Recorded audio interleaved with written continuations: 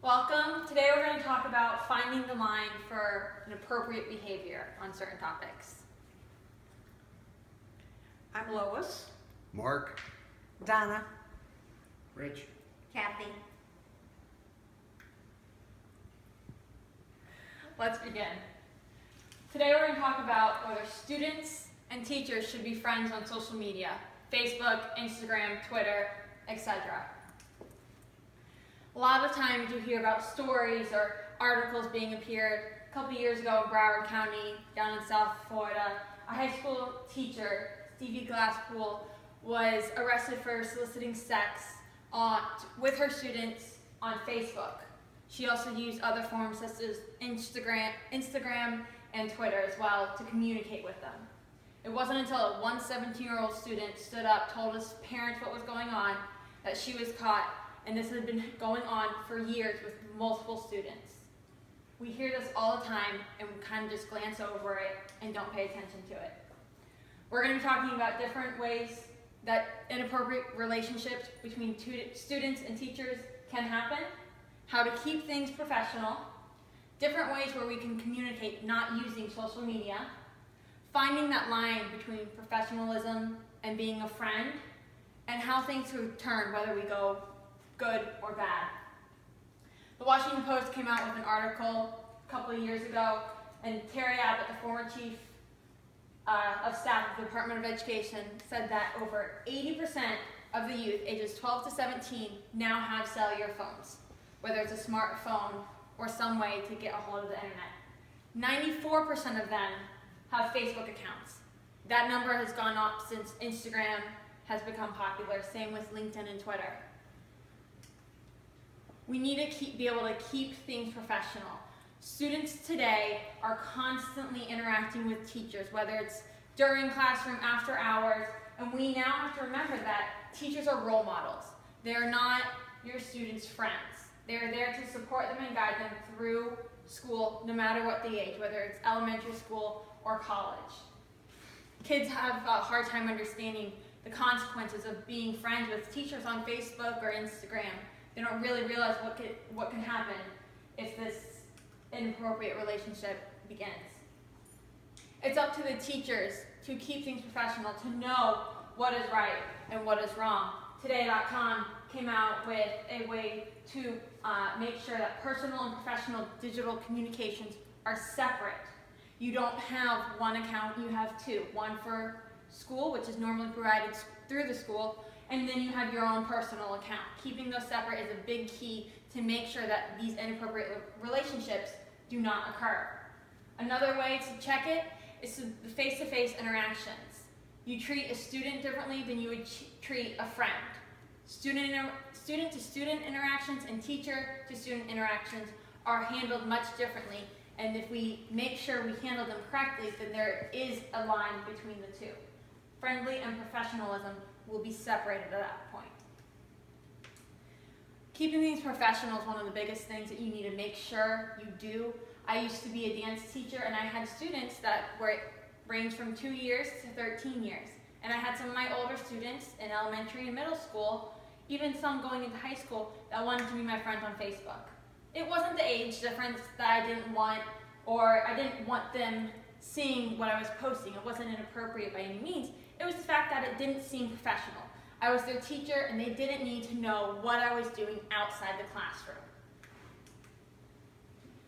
New York Times came out a couple years ago. The state of New York created a ruling giving guidelines to teachers for how to interact with students on social media.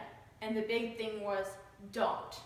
They didn't ban teachers, they didn't put a limit on what they could do or what they couldn't do, but they did create rules and guidelines for teachers to stop the inappropriate behaviors from being formed easier. It doesn't stop it altogether, but it does limit the accessibility for teacher and student relationships. Like I said before, keeping two separate emails is a great way to make sure that everything is monitored through the school or by the school. Now we have the internet. People use Facebook and Instagram to try to send messages. Using a Facebook group is a great way to do that if you're a little bit older in high school, It's a great way to communicate as a class, to post things, but again, make sure it's monitored through the school. Same thing with the class website. If there's a class website, make it public to all. Make the school the ones who is monitoring it to keep everything above board. And then you have to learn, where is that line? Like we said, professionalism or friendliness. There is a line. Edutopia came out with a guideline for rules on how to create guidelines. You have to first examine the school's culture, whether it's high school, middle school, where it's located, small city, big city. Then you need to find a team to organize this. A lot of people will say, oh, you need a professional team. Edutopia actually came out and said the best way to do it is with the teachers you have, the parents, the school board, even including some students to get feedback from everybody in the community. Then you need to draft it and run it by a lawyer so it is completely binding. And then introduce it to the community, not just to the teachers and to the school staff, but to parents and students. Make sure they're aware that this is there to protect them and to keep everybody from safe, that nobody asks, what is the policy?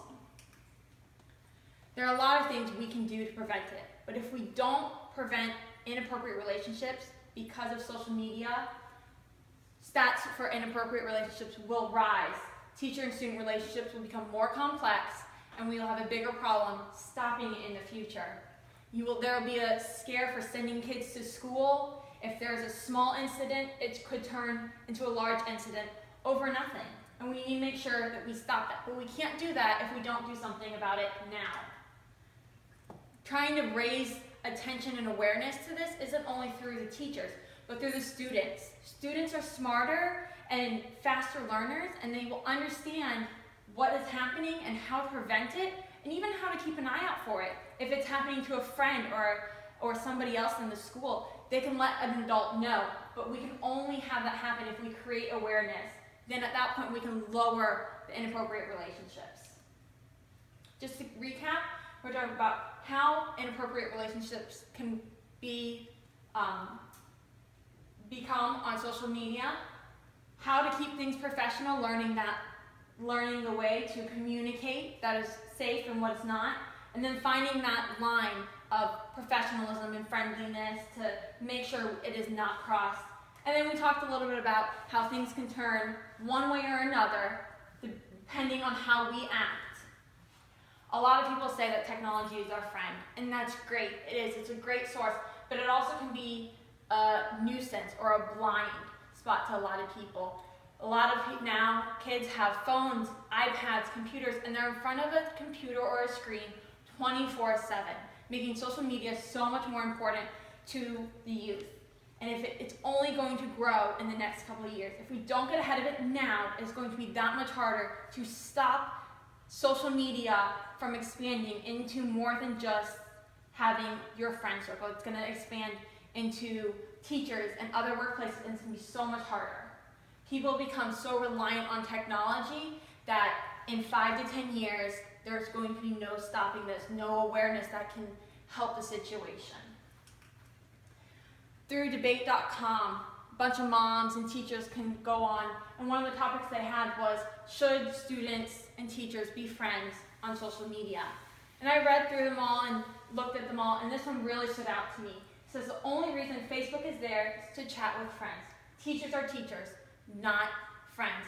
The mom who wrote this was very adamant about friends and teachers and students should not be friends on social media. And I have to agree with them 100%. Teachers are teachers, not friends. Thank you very much.